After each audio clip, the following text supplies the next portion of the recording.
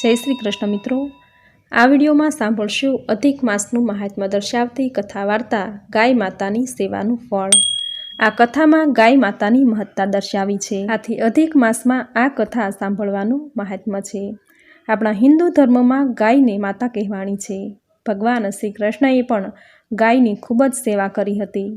પુરુષોત્તમ માસના અધ્યાયમાં ભગવાન શ્રી કૃષ્ણના નિવાસને ગોલોક બતાવ્યું છે। આજે પણ ભારતીય સમાજમાં ગાયને માતા કહે છે। શાસ્ત્રોમાં કહ્યું છે કે જ્યારે બ્રહ્માએ સૃષ્ટિની રચના કરી ત્યારે સૌથી પહેલાં ગાયને પૃથ્વી ઉપર મોકલી, અને પૃથ્વી પરના જનાવરોમાં ગાય જ એક એવું પ્રાણી છે કે જેને આપણે મા કહીએ છીએ। કહેવાય છે કે મા શબ્દની ઉત્પત્તિ ગૌવંશથી જ થઈ છે, આથી દરેક સંતાન તેની જન્મદાતાને મા કહે છે। ગાય પોતાનું દૂધ આપી આપણને શારીરિક પોષણ આપે છે। આયુર્વેદના મતે ગાયનું દૂધ એ ઉત્તમ કહેવાણું છે। ગાય માતાની ખરીમાં સૂર્ય નાડી રહેલી છે, જેથી સૂર્યના તેજનો પ્રભાવ ગાયના દૂધમાં હોય છે। આથી ગાયનું દૂધ અમૃત સમાન સોના જેવું કહેવાયું છે। ગાયના છાણામાં માતા લક્ષ્મીનો વાસ છે, ગૌમૂત્રમાં માતા લક્ષ્મીનો વાસ છે। આથી ગાયના છાણાનો ધૂપ કરવાથી ઘરમાં નકારાત્મક શક્તિ નષ્ટ થાય છે, સકારાત્મક ઉર્જાનો વાસ થાય છે। આથી માતા લક્ષ્મીનો ઘરમાં સદાય સ્થાયી નિવાસ થશે। ગૌમૂત્રમાં માતા લક્ષ્મીનો વાસ છે, આથી ગૌમૂત્ર અચૂક લેવાય છે, અને ઘરમાં જ્યારે શુભ દિવસ હોય, પવિત્ર વાર તહેવાર હોય ત્યારે ઘરમાં ગૌમૂત્રનો છંટકાવ કરાય છે। કહેવાય છે કે પવિત્ર દિવસોમાં ઘરમાં ગૌમૂત્રનો છંટકાવ કરવાથી ઘરમાં પવિત્ર ભર્યું વાતાવરણ સર્જાય છે। આથી ઘરમાં શુભતા સાથે મંગલતા આવે છે, માતા લક્ષ્મીનું આગમન થાય છે। પહેલાંના જમાનામાં કહેવત હતી કે ગાય વિનાનું ઘર નહીં અને બળદ વિનાના ખેતર નહીં। એ જમાનામાં જે ઘરે ગાય વધારે હોય એ ઘર ધનવાન ગણાતું। મિત્રો, ગાય માતાનું આપણા જીવનમાં ખૂબ જ ઋણ રહેલું છે। આ સમયમાં ગાય માતાની સેવા તો આપણે ન કરી શકીએ, પરંતુ જ્યારે અગિયારસ હોય, પૂનમ હોય, અમાવસ્યા હોય એવા પવિત્ર દિવસે ગાય માતાને લીલો ઘાસચારો ખવડાવવો, જેનાથી પુણ્યનું ભાથું બંધાય છે। દરેક ભારતીય ઘરોમાં એવી પ્રથા છે કે પહેલી રોટલી ગાયની। સવારે જ્યારે બહેનો રોટલી ભાખરી કે જે કંઈ બનાવે છે તેમાં પહેલો ભાગ ગાય માતાનો કાઢે છે અને પછી જ પરિવાર માટે બનાવે છે। આમ જ્યારે પણ દિવસની પહેલી રસોઈ બનાવો ત્યારે ગાય માતાની પહેલી રોટલી જરૂર બનાવવી જોઈએ।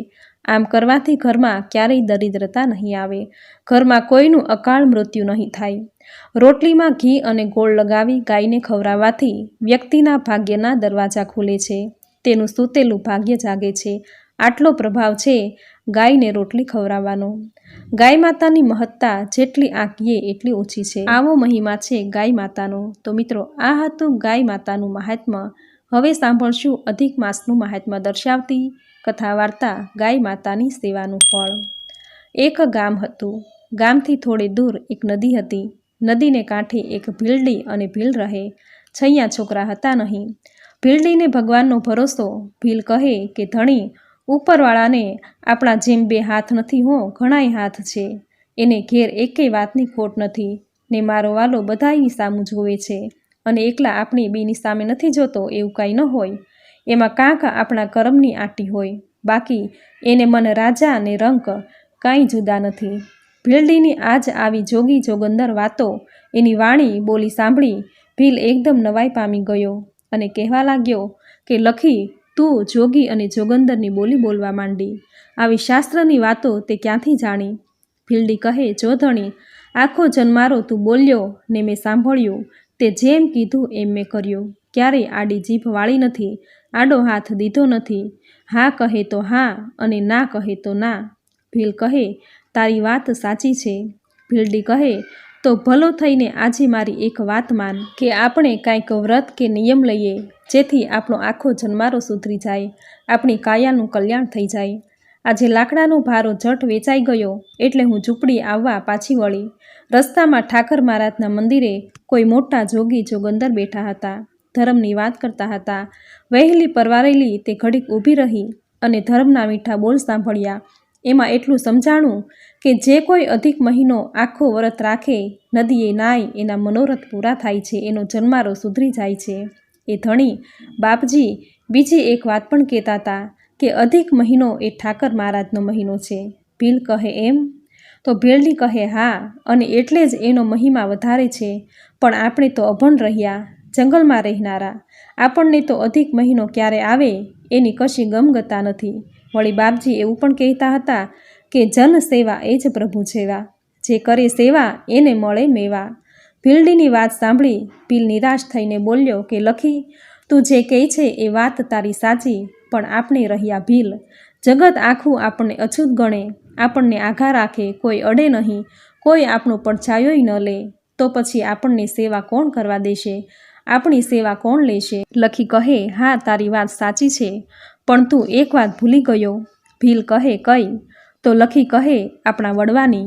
તું જેમ છડિયા અને નાવમાં બેસાડી નદી પાર કરાવે છે, એમ જ આપણા વડવા કેવટ નાવ ચલાવતા. અને એક દિવસ ઠાકર મહારાજ પોતે હાજરા હજૂર એમના વહુ સીતા માતાને નાના ભાઈ લક્ષ્મણ જાતે આવ્યા હતા અને કેવટને કીધું તું કે નદી પાર કરાવ. કેવટ અને કેવટે એમના પગ ધોઈને નાવમાં બેસાડી નદી પાર કરાવી હતી. ઉતરાઈ નહોતી લીધી, ભગવાને એમને ન્યાલ કરી દીધા હતા. તને યાદ છે ને? ભીલ કહે હા.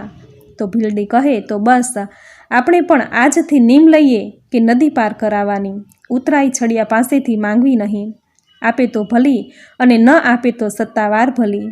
આપે તો ના કહેવાની નહીં, અને ના આપે તો જે સીતારામ. બસ આ આપણી સેવા ને આ આપણું વ્રત અને આ જ આપણું નેમ. આમ ભીલડીએ ભીલને સમજાવી લીધો છે. વાતોમાં ધ્યાન રહ્યું નથી, સમયનું ભાન રહ્યું નથી, કોઈ પોતાની વાત સાંભળી રહ્યું છે એની એ ખબર નથી, અને સાંભળનારાય એવા લીન થઈ ગયા હતા આ ભોળા ભક્તોની વાત સાંભળતા હતા. તેનાથી બોલાઈ ગયું કે વાહ, અભણ એટલું યાદ રાખે, ઓલા ભણેલ ભૂલી જાય. તમારા પગ ધોવા દ્યો રઘુરાયજી. ભીલ અને ભીલડી એક સાથે ચમક્યા. પાછળ જુએ છે તો કોઈ મોટો જોગીદાર ઊભા છે અને મરક મરક હસે છે. ભીલ અને ભીલડી બે હાથ જોડીને પગમાં પડી ગયા. શું બોલવું એની સૂઝ પડી નથી, બસ હાથ જોડી ઊભા રહ્યા છે. મહાત્માએ બંનેને ઊભા કર્યા પછી કહે કેવટ, નદી પાર કરાવશો કે? હા બાપજી, નદી પાર કરાવવાનું જ અમારું કામ છે. હાલો બાપ, અબ ઘડી ઓલા કાંઠે લઈ જાઓ, બેસી જાઓ નાવમાં. પેલા મહાત્મા નાવમાં બેઠા. ભીલ અને ભીલડી બંને હલેસા મારવા લાગ્યા. થોડી વારમાં તો સામે કાંઠો આવી ગયો છે. મહાત્મા નાવમાંથી કિનારે ઉતર્યા છે. વિચારે છે કે ભોળા ભક્તોએ હમણાં જ સંકલ્પ કર્યો છે કે ઉતરાઈ લેવી નહીં, અને એટલે એ ઉતરાઈ લેશે નહીં, પરંતુ મારાથી એમને ઉતરાઈ દીધા વગર કેમ જવાય? ત્યાં તો ભીલ બોલ્યો કે બાપજી, તમારી પાસેથી ઉતરાઈ લેવાની નથી હો, અમે નીમ લીધું છે અને પહેલાં પરમથી જ તમને નદી પાર કરાવી છે. મહાત્મા બોલ્યા કે ભાઈ, તમારા બંનેની સઘળી વાતો મેં સાંભળી છે. ઈશ્વર તમારા મનોરથ પૂર્ણ કરશે. આજથી બરાબર 7 દિવસ પૂરા થાય એ પછીના 8મા દિવસથી અધિક માસ બેસે છે અને પુરુષોત્તમ માસ કહેવાય છે. આ દિવસથી રોજ 30 દિવસ સુધી નદીમાં નાહી ધોઈ ગાય માતાની સેવા કરજે અને 7 વાર ગાય માતાની પ્રદક્ષિણા કરજે. ભગવાન તમારું કલ્યાણ કરશે. વળી 1 દિવસનું 1 અશ્વમેઘ યજ્ઞ કર્યાનું પુણ્ય મળશે. આમ આશીર્વાદ આપી મહાત્માજી વિદાય થયા છે. પછી તો ભીલ અને ભીલડી દિવસ પૂરો થાય છે અને બીજા દિવસની રાહ જુએ છે અને નદી પાર કરાવવાનું સેવા કાર્ય કરે છે. 7 દિવસ જતાં વાર લાગી નથી. 8મા દિવસથી ભીલ અને ભીલડીએ પાવન પુરુષોત્તમ માસના વ્રત આદર્યા છે. સંતના કહ્યા પ્રમાણે સવારે વહેલા ઉઠી નદીમાં નહાય છે, પછી ગાય માતાની સેવા પૂજા કરી પ્રદક્ષિણા કરે છે. આમ આખોય પુરુષોત્તમ માસ બે પતિ પત્ની ગાય માતાની શ્રદ્ધા અને ભક્તિભાવથી સેવા કરે છે. પુરુષોત્તમ માસ પૂરો થયો છે. એવામાં એક દિવસ ભીલ ભીલડીને કહે છે કે લખી, આજે નાવડીમાં 2-4 છડિયાને સામે પાર ઉતારવા જતો હતો. તેમાંનો એક જણ વાત કરતો હતો કે આપણા ગામના ધણીના કુંવરને કોઈ મોટો રોગ નીકળ્યો છે. રગત પિત્ત એવું કાંઈકને શરીર આખામાંથી લોહી પરું નીકળે છે. ભલભલા વૈદ્યને હકીમને બોલાવ્યા છે, પણ કોઈની કારી ફાવતી નથી. અરે રે, સાંભળતા ભીલડીને અરે રાટી થઈ છે. એનોય જગત માથે કોઈ ઉપાય તો હશે ને? તો ભીલ કહે હા છે. એ કહે છે કે 7 અશ્વમેઘ યજ્ઞનું પુણ્ય ફળ જે કુંવરને આપે તો કુંવર સાજો થાય. ભીલની વાત સાંભળતા જ ભીલડી તો રાજીના રેડ થઈ ગઈ. એનું મન ઉમંગથી નાચી ઉઠ્યું કે હાશ, ભલા ભગવાન પુરુષોત્તમ મહારાજે તો પાકી સેવા કરવાનો રૂડો અવસર દીધો છે. હાલ ધણી, મોડું કરમાં, આવો અવસર ફરીવાર નહીં મળે. કેતા હડપ દઈને ભીલડી ઊભી થઈ છે. બંને ઉતાવળે દોડ્યા. આ બાજુ રાજાના દુઃખનો પાર નથી. રાજસભામાં આશભરી નજર ફેરવે છે. હમણાં કોઈ બોલી ઉઠશે, પરંતુ પાછો વિચાર આવે છે કે એવો કોણ ભાગ્યશાળી પુરુષ હોય કે જેણે એક નહીં પણ 7 વાર અશ્વમેઘ યજ્ઞ કર્યા હોય. આખા પંથકમાં દાંડી પીટાવી જાણ તો કરી છે, પણ હજુ સુધી કોઈ આવ્યું નથી. રાજા મનોમન વિચારે છે કે કોઈ આવતું નથી, છતાંય દુઃખી હૃદયે રાજસભામાં બેસવું પડે એટલે બેઠો છે. એટલામાં ભીલ અને ભીલડી આવે છે. કહે છે કે મહારાજ બાપુ, અમે 7 અશ્વમેઘ યજ્ઞનું પુણ્ય ફળ તમારા રાજકુંવરને આપીશું. સાંભળતા જ આખી રાજસભા નવાઈ પામી ગઈ. કોઈને વિશ્વાસ બેઠો નથી. રાજના રાજગુરુ ઊભા થયા અને કહેવા લાગ્યા કે રાજન, આશ્ચર્યમુગ્ધ થઈ જવાય તેવી આ ઘટના ઘટી છે, પરંતુ ઈશ્વરની લીલા ન્યારી છે. તમે આજ્ઞા આપો. વિશ્વાસ નથી થતો, છતાં પણ રાજા બોલ્યો કે ભલે ગુરુદેવ. પછી રાજગુરુએ ભીલ અને ભીલડીને વિધિસર સંકલ્પ મુકાવ્યો. જ્યાં ભીલ અને ભીલડીએ સંકલ્પ મૂક્યો ત્યાં તો કુંવરના શરીરમાં શક્તિનો સંચાર થવા માંડ્યો. ઘડીક વારમાં તો કાયા કંચન જેવી થઈ ગઈ. કોઈ રોગ હતો જ નહીં. કુંવરને સાજો સામો થયેલો જોઈ સર્વેની આંખમાં હર્ષના આંસુ આવી ગયા. ભીલ અને ભીલડીના નેત્રો હર્ષના આંસુથી છલકાઈ ગયા. મનમાં કંઈક પુણ્ય કરી છૂટ્યાનો અનેરો આનંદ છે. રાજા અને રાણી દોડ્યા છે. બંનેના પગે પડવા જાય છે. ત્યાં તો ભીલ કહે છે, અરે રે મહારાજ, આ શું કરો છો? મારા બાપ રોકી લે છે. રાણી ભીલડીને પૂછે છે કે બહેનડી તો કહે, ક્યારે અને કેવી રીતે તે અશ્વમેઘ યજ્ઞ કર્યો?